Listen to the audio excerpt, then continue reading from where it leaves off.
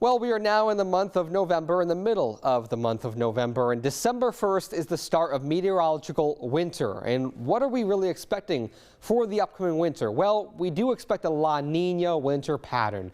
And what is that? When talking about winter patterns, you hear a lot about El Niño and La Niña, and this really goes down to what happens in the equatorial Pacific. So usually we get these trade winds from east to west, and they push the warmer waters off the coast of South America further into the Pacific Ocean and allow these upswells to bring in the cooler water off the equatorial Pacific. Now, why does this matter to us? This actually plays a big role in the jet stream and how our winters turn out here in the northern hemisphere and across much of the United States. So typically in a La Niña winter pattern, these blue arrows here is the polar jet, usually signaling the Arctic outbreaks, the polar vortex, and the Pacific jet is these red arrows here, which is the moisture that comes in off the Pacific Ocean.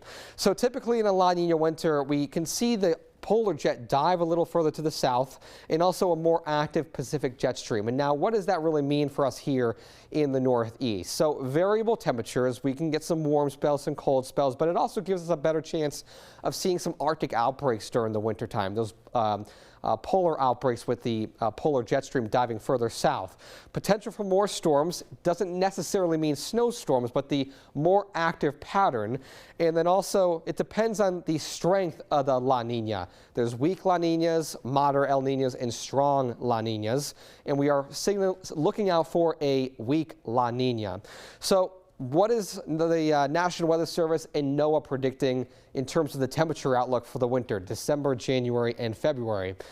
They're looking at the coldest temperatures to be up in the Pacific Northwest and the northern Rockies. Meanwhile, for much of the south and the east, it looks to be warmer than average, especially here in the Northeast as we go through the winter. When it comes to precipitation, most of the northern half of the country looks to be wetter with above average precipitation, and that includes here for much of the Northeast. It doesn't necessarily mean above average snow. It just means that there's a better chance of seeing more precipitation and more storms. And so what we're signaling here for is looking at more mixed precipitation events. I think will be more common this winter, seeing a lot more of the sleet, freezing rain, snow events rather than just pure snowstorms. But of course, only time can tell, and we got a few months to go, December, January, February coming up as we go through the winter. Working for you, I'm 22 Storm Team Meteorologist Chris Bouzakis.